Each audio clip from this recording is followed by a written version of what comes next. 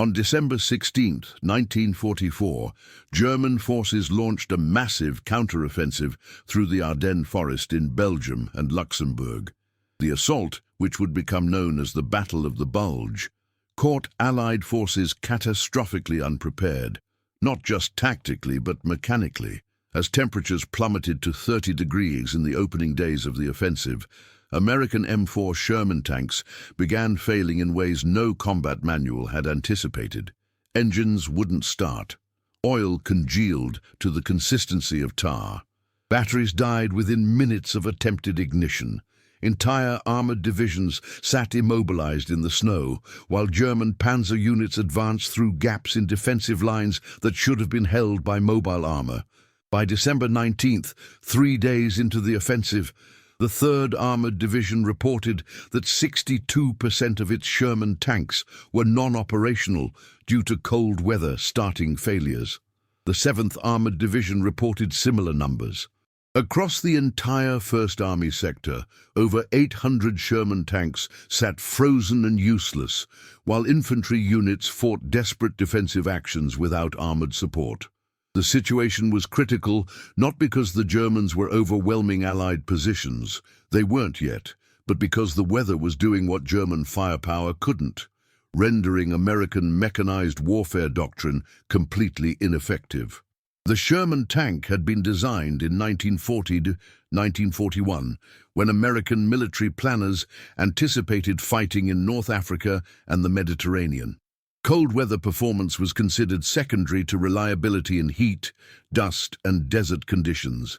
The Continental R975 radial engine that powered most Shermans used SAE 30 weight oil, appropriate for moderate climates, but catastrophically unsuitable for sub-zero temperatures. At 30 degrees C, this oil became so viscous that the starter motor couldn't turn the engine over. Even if the starter engaged, the oil's resistance prevented proper lubrication during the critical first seconds of operation, risking catastrophic bearing failure if the engine somehow started. Field commanders knew about cold weather starting problems. Soviet liaison officers had warned about them in 1943 based on their experience with American-supplied equipment during the Eastern Front's brutal winters. But the warnings were filed, acknowledged, and not acted upon. Modifying engine oil specifications across the entire armored force would require changes to supply chains, maintenance procedures, and technical manuals. It would mean admitting that equipment designed for global deployment had critical operational limitations. So the warnings were noted and ignored, filed under operational considerations for future review, bureaucratic language meaning problem acknowledged, action deferred indefinitely. The soldiers who crewed these tanks paid the price for that deferral. Staff Sergeant Michael Torres, a tank commander with the 3rd Armored Division, recorded in his diary on December 18th. Tried starting the tank 6 times this morning. Battery dead after 3rd attempt. By the time we got a replacement battery from supply, it was too cold to hold a charge. The Germans are 8 miles away, and we're sitting here like a goddamn pillbox that can't move. The engine works fine once it starts.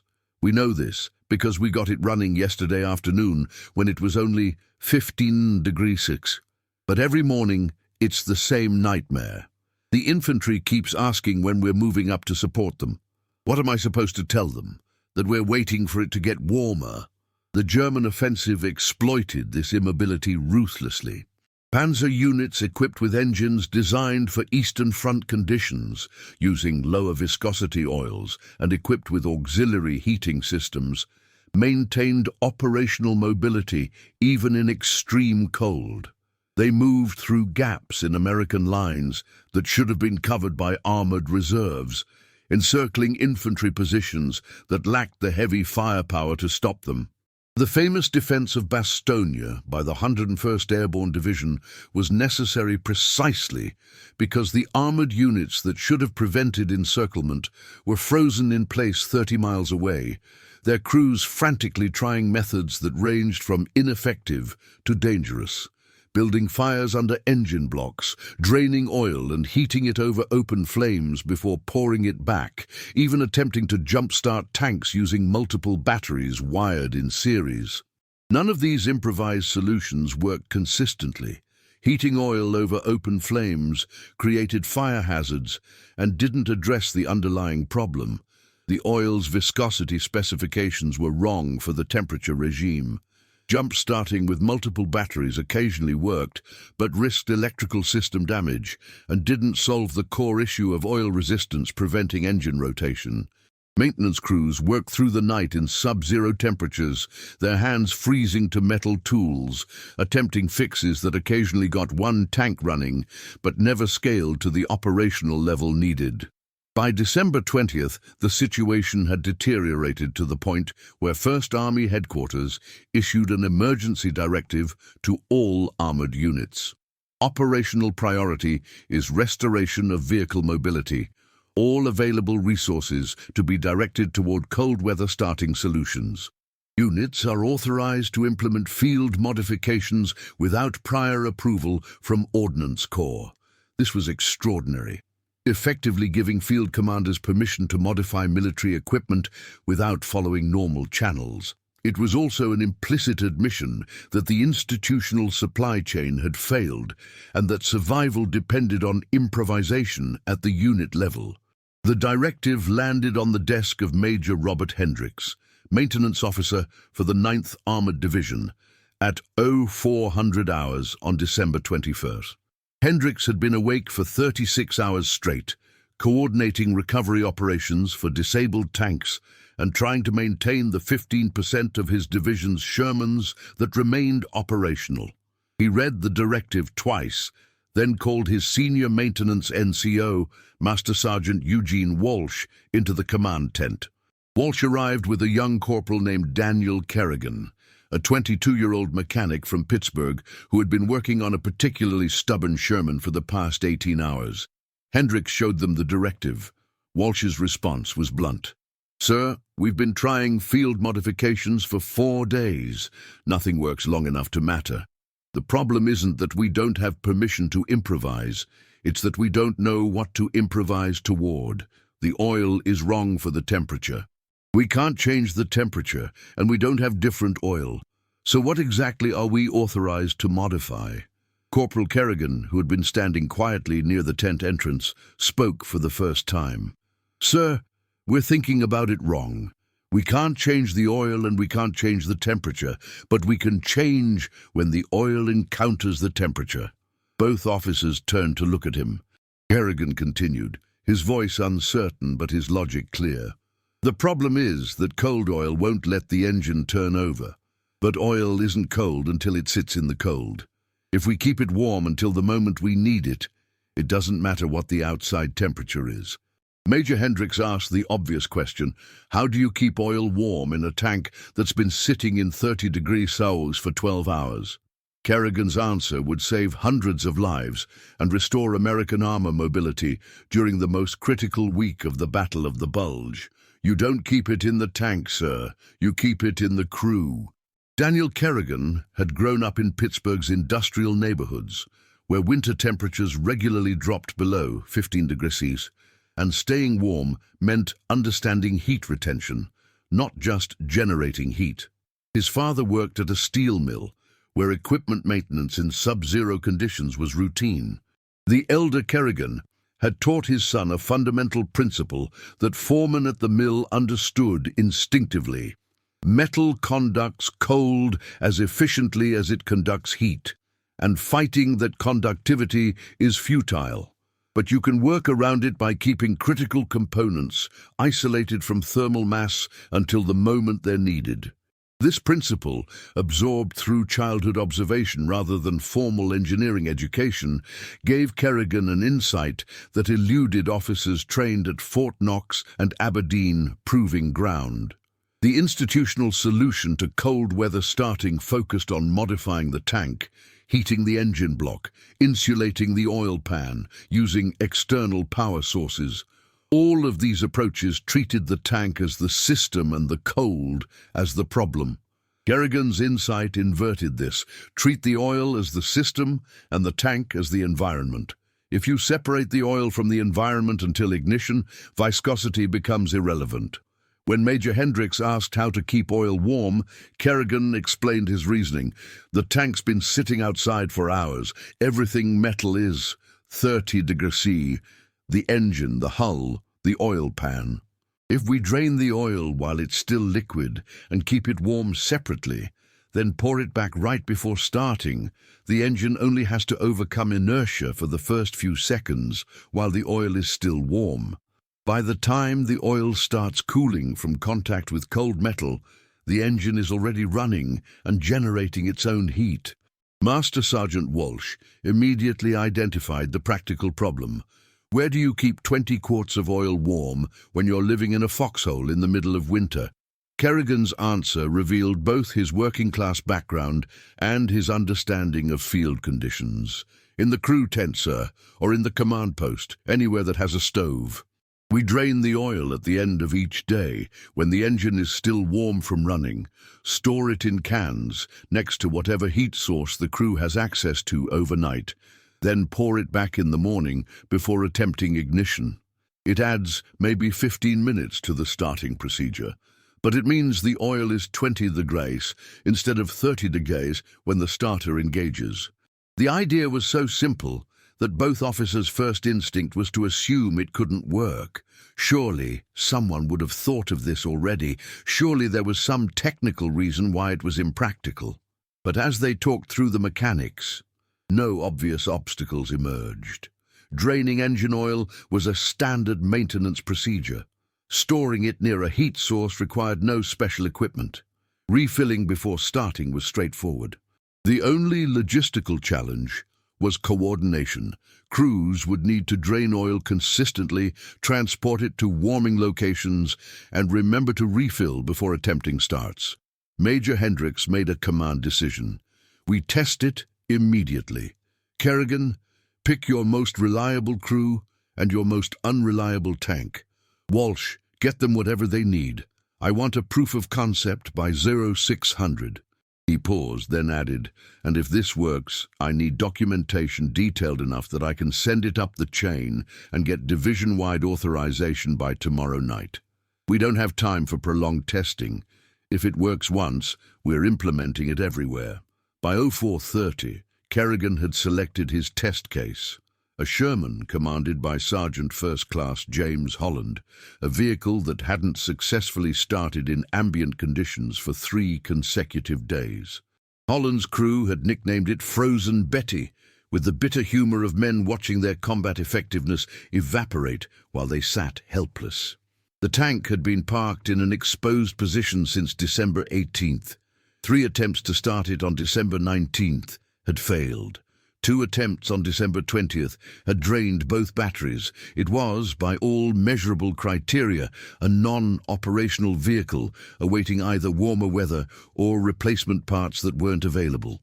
Kerrigan arrived at Holland's position with 4 5-gallon jerry cans, a hand-crank oil pump and a kerosene lamp borrowed from the battalion supply tent. The temperature was 28 degrees. Holland's crew, driver, bow gunner, and loader, stood watching with the skeptical exhaustion of men who had spent 4 days listening to officers and mechanics promise solutions that never materialized. Kerrigan explained the procedure. Drain the oil now, while it's still somewhat liquid from yesterday afternoon's brief running period. Transport it to the crew's warming tent, keep it next to the stove overnight, bring it back at 5:30, refill, and attempt starting at 600. Holland's immediate question cut to the practical reality. What if it doesn't work? We'll have wasted another morning, and we'll be down 20 quarts of oil we can't replace until the supply convoy gets through. Kerrigan's response was honest. Then we're no worse off than yesterday, and we'll know this approach doesn't work. But if I'm right about thermal retention, that oil will still be warm enough at 600 to let the starter turn the engine over. And once it's turning, friction heat will keep it liquid long enough for the engine to reach operating temperature.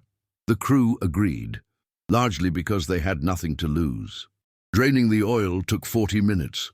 The drain plug had frozen in place and required heating with a blowtorch before removal.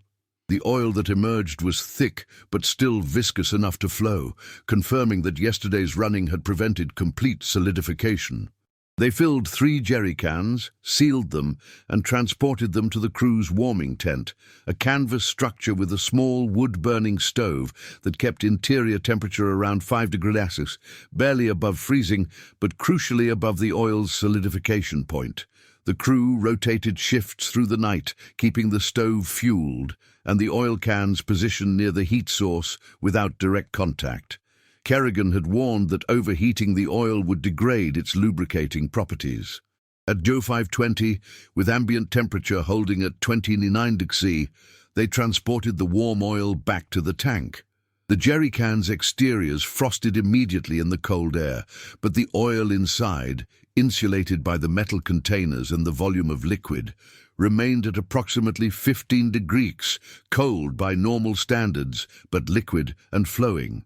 Major Hendricks and Master Sergeant Walsh arrived at 545 to observe. A small crowd of tankers from adjacent positions had gathered, drawn by rumors that someone thought they had a solution. The skepticism was palpable. These were men who had tried everything, who had watched officers promise fixes that never came, who had developed the cynical wisdom of soldiers whose lives depend on equipment that doesn't work as advertised. Kerrigan and Holland's crew worked methodically, refilling the oil pan, checking the level, replacing the fill cap, verifying no leaks. At 0757, Holland climbed into the commander's position. His driver, Private First Class Robert Chen, took his seat at the controls. Chen primed the engine, checked the fuel mixture, and at exactly LO 600, engaged the starter. The engine turned over. Not the sluggish, grinding resistance of a starter fighting congealed oil, but the normal cranking sound of an engine with proper lubrication. On the 3rd revolution, the engine caught. On the 5th, it roared to full idle. Black smoke belched from the exhaust as cold fuel combusted incompletely, but the engine was running. Rough, loud, but unmistakably operational. Chen let it idle for 30 seconds, then increased throttle. The engine responded smoothly. The crowd of watching tankers was silent for a moment. Then someone started clapping. Within seconds, the applause spread. Not the enthusiastic cheering of a ceremony, but the grim, relieved acknowledgement of men who had just witnessed the restoration of their ability to fight. Major Hendricks turned to Walsh. "Get every maintenance NCO in the division here by 0800. I want this procedure documented, demonstrated, and distributed to every tank crew by sunset." He turned to Kerrigan. "You just unfroze an armored division, Corporal. I'm sending your procedure up to 1st Army with a recommendation for immediate theater-wide implementation. What do we call this?" Kerrigan, still processing the success, shrugged. "It's not really a procedure, sir. It's just keeping the oil warm until you need it." Walsh, who had 30 years of Army experience and understood the importance of naming things bureaucracies could file and reference, provided the institutional framing. Thermal retention starting protocol. Field expedient cold weather engine starting procedure using preheated lubricant. He looked at Kerrigan. "That's what goes in the report. What actually matters is that it works. Now, I invite you to leave in the comments where you are watching from and the exact time you're hearing this story. We're interested in knowing how far and at what moments of the day or night these documented accounts reach. By 0900, on December 21st, every maintenance NCO in the 9th Armored Division had witnessed the procedure. Major Hendricks ran 3 consecutive demonstrations using different tanks, different crews, and oil stored at different temperatures to verify consistency. All 3 starts succeeded. The thermal retention principle held. Oil kept at 10-20 degrees C retained sufficient fluidity for 15-20 minutes after exposure to 30 degrees C ambient temperature, more than enough time to refill an engine and attempt starting. The division maintenance section immediately began drafting implementation guidelines. The procedure was straightforward, but required coordination. Crews would drain oil each evening after the day's final operation, store it near any available heat source overnight, and refill at first light before morning operations. Additional recommendations addressed edge cases. Oil should be stored in sealed containers to prevent contamination. Warming locations should maintain temperature above 5 degrees Celsius but below 50 degrees Celsius to avoid thermal degradation, and crews should verify oil level before starting to ensure complete refilling. By 1200, the first typed copies of Field Expedient Cold Weather Starting Protocol M4 series vehicles were being distributed to company commanders. By 1500, demonstration teams were fanning out across the division, conducting hands-on training for tank crews. By 1800, 90% of the division's Shermans had been drained, their oil secured in warming locations. The next morning, December 22nd, would be the real test. Not 3 demonstration starts under controlled observation, but hundreds of operational vehicles attempting the procedure simultaneously under combat conditions. The night of December 21st, 22 was one of the coldest of the entire Ardennes offensive. Temperature dropped to 31 degrees by 0400. Across the 9th Armored Division's positions, tank crews huddled in makeshift warming tents, keeping watch over jerry cans and oil drums positioned near wood stoves, kerosene heaters, and in some cases, engine manifolds from trucks that had been kept running specifically to provide heat. The scene was surreal.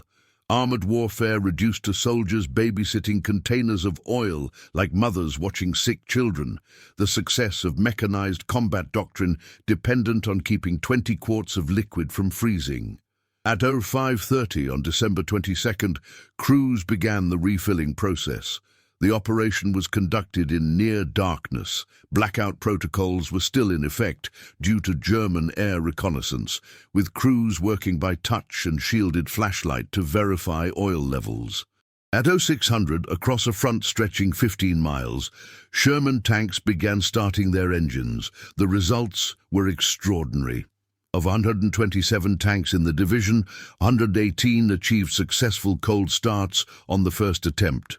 7 more started on the second attempt after crews verified they had properly refilled oil sumps. Only 2 tanks failed to start, both later diagnosed with battery failures unrelated to the oil procedure. The 9th Armored Division had gone from 38% operational capability to 98% operational capability in 18 hours, not through parts replacement or equipment modification, but through a field expedient procedure developed by a 22-year-old mechanic who understood that you solve cold problems by avoiding cold, not fighting it. Word spread through unofficial channels faster than official ones. Tank crews talked to infantry units. Infantry talked to adjacent divisions. By midday, December 22nd, maintenance officers from the 3rd Armored Division and 7th Armored Division were sending runners to the 9th Armored requesting copies of the procedure. By evening, 1st Army Headquarters had received Major Hendrick's formal report along with verification data showing the operational readiness transformation. By December 23rd, the procedure was being transmitted via radio to all armored units in the Ardennes sector, with a directive from 1st Army Commander Lieutenant General Courtney Hodges. Implement immediately all available resources to support execution, but implementation at scale revealed complications the initial demonstration hadn't encountered. The 9th Armored Division had relatively concentrated positions where crews could access warming locations within reasonable distance of their vehicles. Other units were more dispersed, with tanks positioned in isolated defensive points miles from any heated structure. For these crews, the thermal retention principle remained valid, but the execution required improvisation. Crews began developing localized solutions. Some units used engine compartments of operational trucks as mobile warming stations, keeping vehicles running overnight specifically to provide heat for oil storage. Others constructed insulated boxes from salvaged materials, ammunition crates lined with blankets, metal drums wrapped in canvas, that retained residual heat from daytime operations long enough to keep oil liquid. One enterprising crew discovered that oil stored inside the tank itself, in the fighting compartment, where crew body heat accumulated, remained significantly warmer than oil stored outside. Not warm enough for optimal starting, but warm enough to be functional. The protocol also created new supply challenges. Draining and refilling oil daily accelerated contamination issues as dirt and moisture entered the system during handling. Maintenance officers began requisitioning additional oil filters. Those supply chains, already stretched thin by the offensive, struggled to deliver them. Some crews began improvising filtration, using layers of cheesecloth or canvas to strain oil during refilling. Makeshift solutions that partially addressed the problem but added time and complexity to an already demanding procedure. Despite these challenges, the impact on American armored mobility was immediate and measurable. By December 24th, operational readiness for Sherman tanks across First Army had climbed from 38% to 81%. Tank units that had been essentially immobilized for a week were now conducting offensive operations, counter-attacking German penetrations, relieving encircled infantry positions, and restoring the mobile warfare doctrine that American tactical planning depended on. The relief of Bastogne, beginning December 26, was possible not just because of Patton's Third Army's rapid northern movement, but because First Army's armor could finally move to support defensive positions that had been holding against overwhelming odds. German intelligence officers noted the sudden restoration of American armor mobility with alarm. Intercepts of Wehrmacht communications from December 24-25 show confusion about why American tank units that had been stationary for days were suddenly operational again. One intercepted message from a panzer commander to division headquarters stated, "Enemy armor previously assessed as disabled by weather is now fully mobile. Request clarification on intelligence assessment of American cold weather capability." The response, intercepted 2 hours later, was blunt. "No clarification available. Assume all American armor operational regardless of temperature. Adjust tactical planning accordingly." This shift in German tactical assessment was significant. The offensive had been predicated partially on the assumption that American mechanized forces would be hampered by cold weather in ways German forces, with Eastern Front experience, would not. Kerrigan's procedure had negated that assumption, restoring battlefield parity in a domain where the Germans had expected superiority.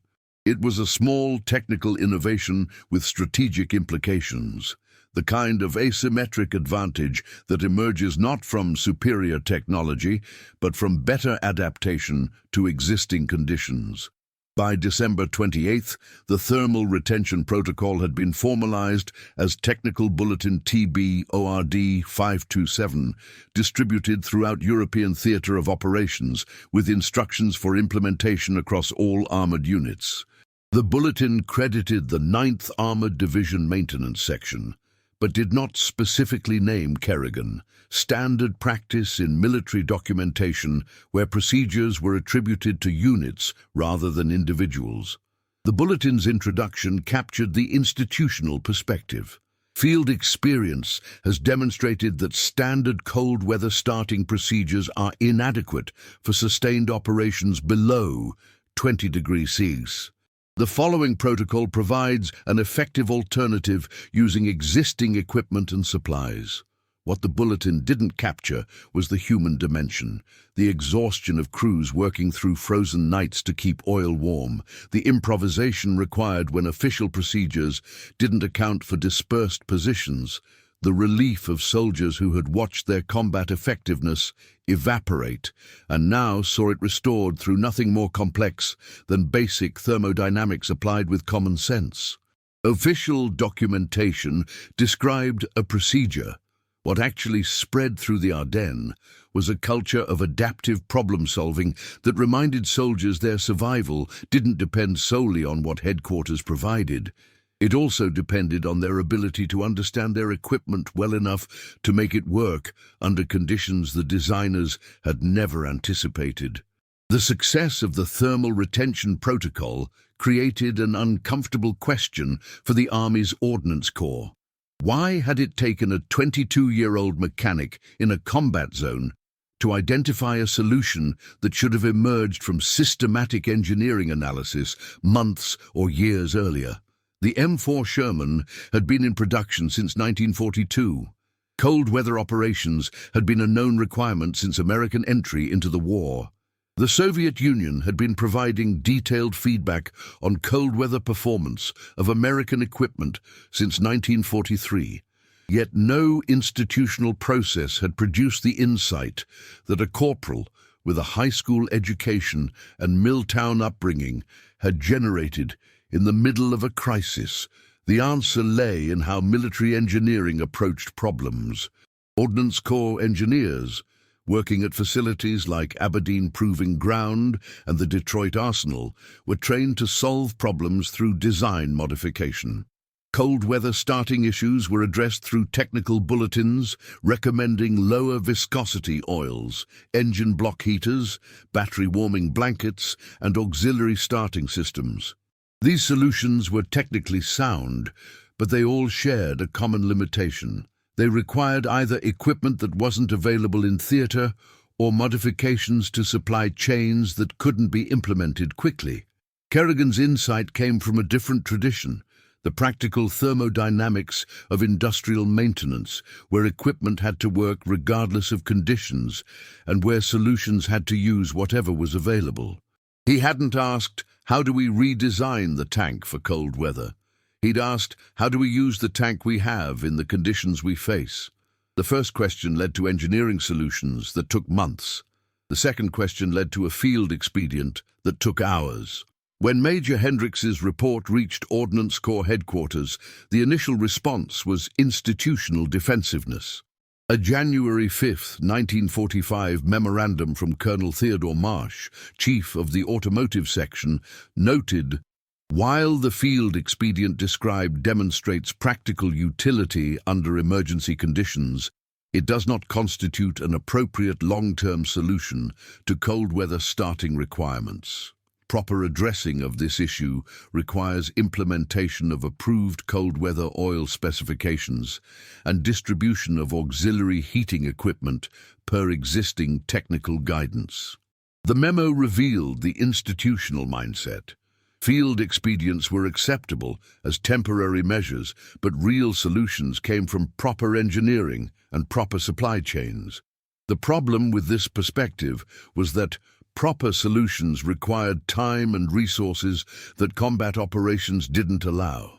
By the time approved cold weather oils could be distributed throughout theater and auxiliary heating equipment could be manufactured and shipped, the Battle of the Bulge would be over. Soldiers fighting in the Ardennes couldn't wait for proper solutions.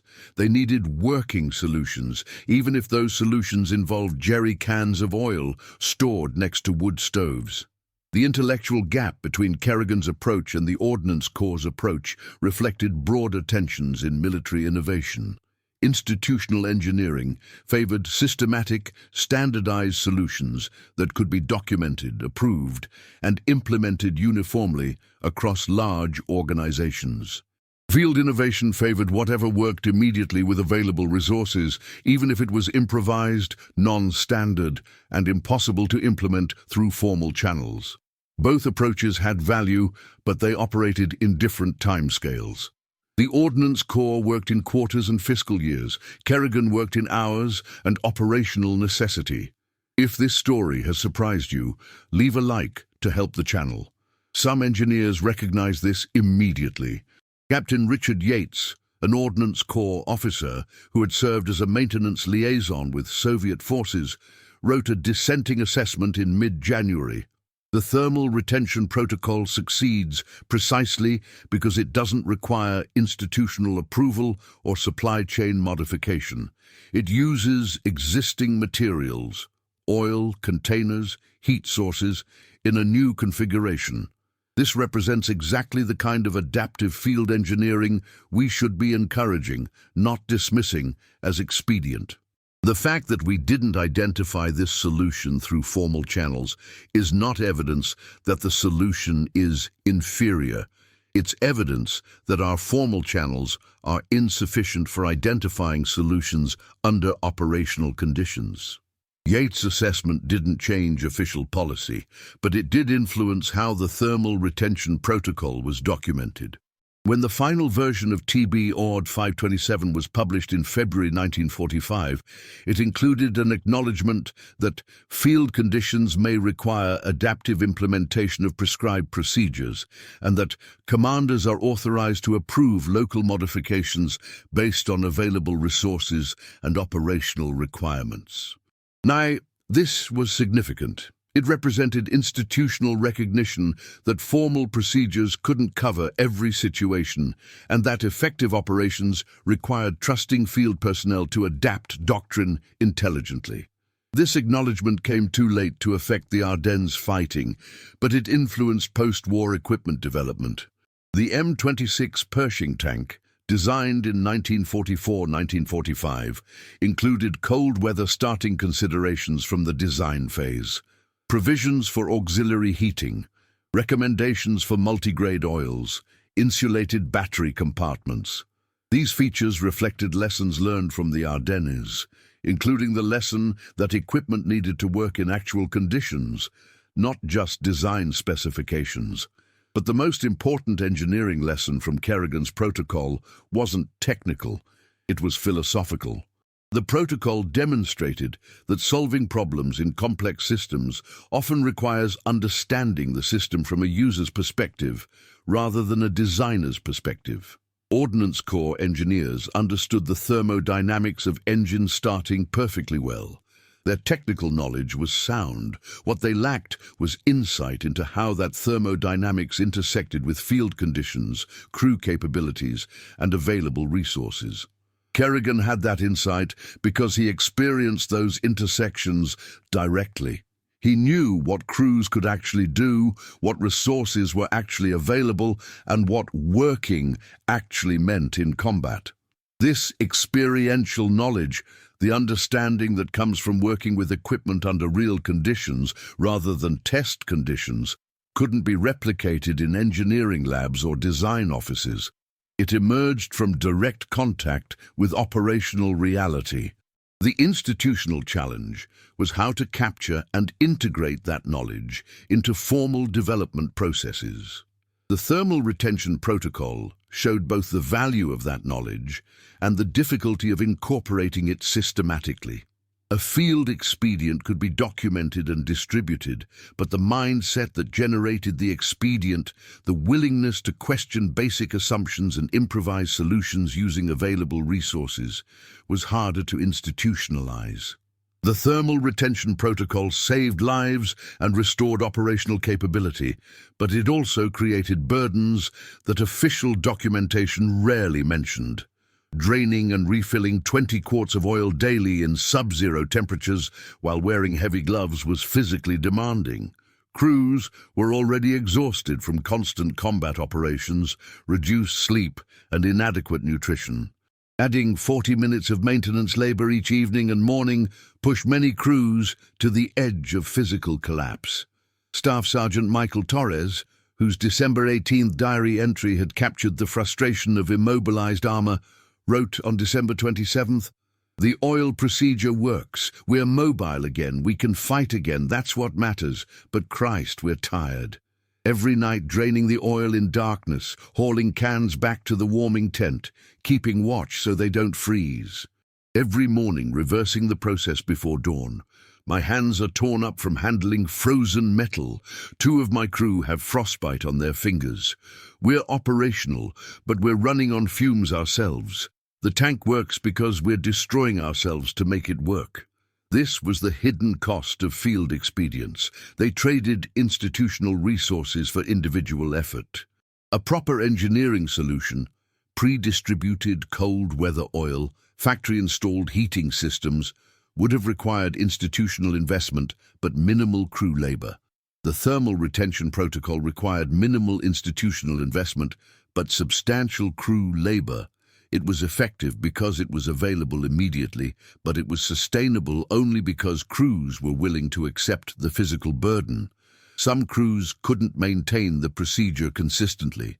Units operating in exposed positions without access to warming locations struggled to keep oil above freezing temperature. Tank commanders faced impossible choices. Assign crew members to overnight watch specifically for oil warming, reducing already insufficient rest periods, or accept reduced starting reliability the next morning. Different commanders made different choices based on tactical situation, crew condition, and personal judgment. The result was variable implementation. Some units maintained near-perfect starting reliability, others averaged 70–80%, and a few couldn't make the procedure work consistently at all. The protocol also created new supply problems: daily oil handling, accelerated contamination. Maintenance officers began seeing increased bearing wear, oil pump failures, and piston ring damage, all consistent with dirt and moisture entering the lubrication system. The solution was more frequent oil changes and better filtration, but both required resources the supply system struggled to provide. By early January, some units were extending oil change intervals beyond recommended limits because replacement oil wasn't available, trading long-term engine health for short-term operational availability. Corporal Daniel Kerrigan, whose insight had created the protocol, watched these complications with growing concern. In a January 8th letter to his father in Pittsburgh, he wrote, "The procedure works, but it's not what anyone would call a good solution. It's what we can do with what we have when what we have isn't enough. Every tank commander is making the same calculation. Destroy the engine slowly through contamination, or don't have an operational tank at all. There's no third option where everything works properly because we don't have the right equipment for these conditions." I'm proud the idea helped, but I'm not proud that helping meant asking exhausted men to work harder every day just to make inadequate equipment function. The letter revealed Kerrigan's understanding that he had solved an immediate problem while exposing a systemic one. The thermal retention protocol worked, but its necessity highlighted failures in strategic planning, equipment unsuited for operational environment, supply chains unable to deliver appropriate materials, institutional processes too slow to adapt. These were failures no field expedient could fully address. By late January, as temperatures moderated and the German offensive collapsed, the urgency of cold weather starting diminished. Some units continued the thermal retention protocol, others reverted to standard procedures as warmer weather made them functional again. But the experience left lasting impact on how crews viewed official procedures and institutional competence. They had learned that survival often depended on improvisation, that manuals didn't cover every situation, and that the gap between institutional promises and operational reality could be bridged only through individual ingenuity and collective effort. This lesson, that institutional systems were necessary but insufficient, became part of the tacit knowledge veterans carried home. It influenced how they approached problems in civilian life, how they viewed authority and expertise, how they balanced official guidance with practical judgment. The thermal retention protocol was a technical innovation, but it was also an education in the limits of institutional planning and the necessity of adaptive thinking. Corporal Daniel Kerrigan received a Bronze Star for his cold weather starting innovation in March 1945. The citation commended him for exceptional ingenuity and technical initiative, resulting in significant restoration of armored capability during critical combat operations. He was promoted to sergeant and reassigned to division headquarters as an assistant maintenance officer, a position recognizing his technical ability but removing him from direct contact with field operations. Kerrigan found the recognition uncomfortable. In letters home, he repeatedly emphasized that the idea wasn't complex, that any mechanic with industrial background could have identified the same solution. that the real credit belonged to crews who implemented the procedure under brutal conditions. His modesty was genuine, but it also reflected understanding that recognition often obscures more than it reveals. The award praised individual innovation while ignoring institutional failures. The inadequate equipment specifications, the delayed supply responses, the bureaucratic obstacles that made field expedients necessary. Major Robert Hendricks, who had authorized initial testing and pushed for rapid dissemination, was more explicit about institutional dynamics. In a post-war interview conducted in 1947, he stated, "Kerrigan solved the problem we had. But the problem we had was created by decisions made years earlier by people who never had to live with the consequences. The equipment wasn't designed for the conditions we operated in. The supply system couldn't adapt fast enough to changing requirements. And field commanders had to figure out solutions using whatever resources were available because waiting for proper solutions meant losing battles. Giving Kerrigan a medal was appropriate. He deserves recognition. But focusing on his innovation lets everyone forget why innovation was necessary. The thermal retention protocol was included in post-war after-action reports and equipment development reviews. It appeared in Army technical publications as an example of effective field adaptation. But the broader context, the systemic inadequacies that made such adaptation necessary, received less attention. Post-war analysis focused on technical solutions, improved cold weather oils, better battery systems, enhanced heating equipment. These were valuable improvements, but they didn't address the fundamental challenge: how to design and deploy equipment that works reliably across unpredictable operational conditions. Some veterans who had implemented the protocol felt its success obscured the cost. In a 1968 interview, former Staff Sergeant Michael Torres stated, "Everyone remembers we got the tanks running again. Nobody remembers what that took. The nights without sleep, the frost-bitten hands, the constant physical labor on top of combat stress. The procedure worked because we made it work through sheer effort. That's not innovation. That's desperation, given a technical name." Others viewed it differently.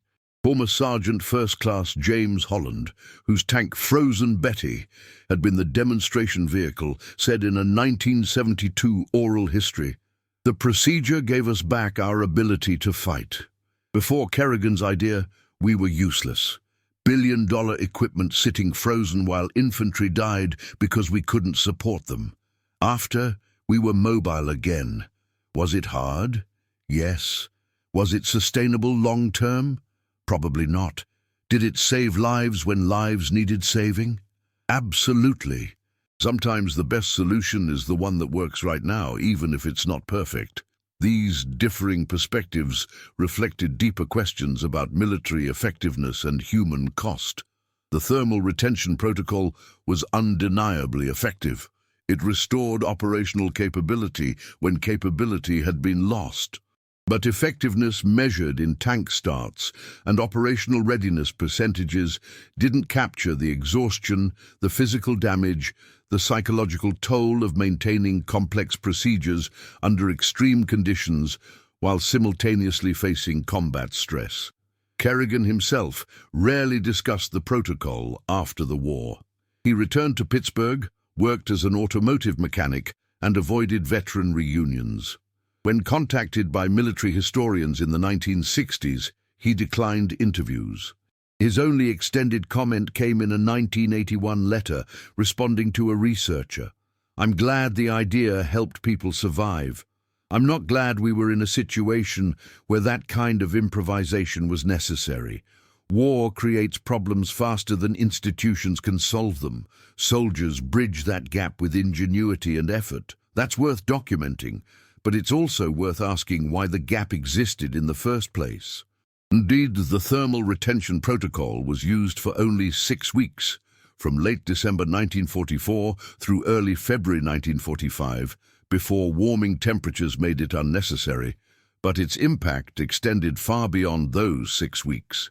It became a case study in Army maintenance training, an example in engineering curricula, and a reference point in discussions about field innovation versus institutional planning. Post-war equipment development incorporated cold weather considerations from the design phase. The M46, M47 and M48 tanks included multi-grade oil specifications, insulated battery compartments, and auxiliary heating systems.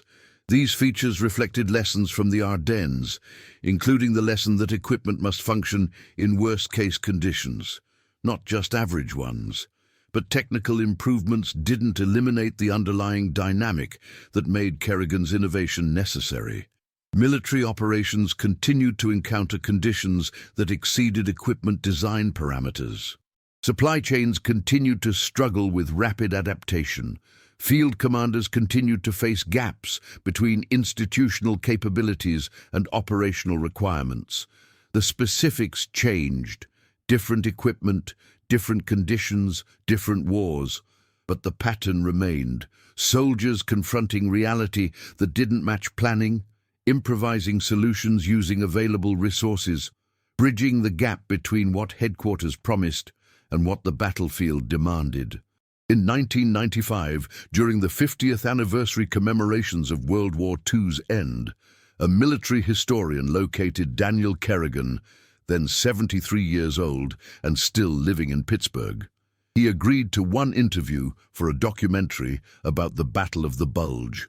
Asked what he wanted people to understand about the thermal retention protocol, his answer was brief. It worked because it had to work. When your alternative is freezing to death or watching friends die because equipment fails, you figure out solutions. That's not heroism, that's survival. The real question is why we needed last-minute improvisation instead of proper preparation. That question makes institutions uncomfortable, so it doesn't get asked much. The documentary didn't use the quote. Producers felt it was too critical for a commemorative context. Indeed, the interview footage was archived at the National Archives, where it remains largely unviewed. The steel of Sherman tanks that started in 30-dig using warm oil has long since been recycled, scrapped, or preserved in museums. The men who implemented the protocol are nearly all dead. But the lesson persists, that effective operations often depend less on what institutions provide than on how individuals adapt what they receive. That field innovation emerges from direct contact with operational reality in ways institutional planning cannot replicate. That the gap between doctrine and reality is bridged by the ingenuity, effort and sacrifice of people who have no choice but to make inadequate systems function. The war ended, the tanks were retired, the procedures were formalized. But the cold remains, the cold that stops armies, the cold that institutional planning fails to anticipate, the cold that soldiers overcome through improvisation because survival demands it. And in that cold, in those desperate improvisations, lie truths about military effectiveness that official histories rarely acknowledge. That success often results not from superior equipment or brilliant strategy, but from the resourcefulness of exhausted people making broken systems work through sheer determination. Subscribe to our channel to explore more documented and disturbing archived cases. Thank you for following the story of Corporal Daniel Kerrigan. See you in the next video.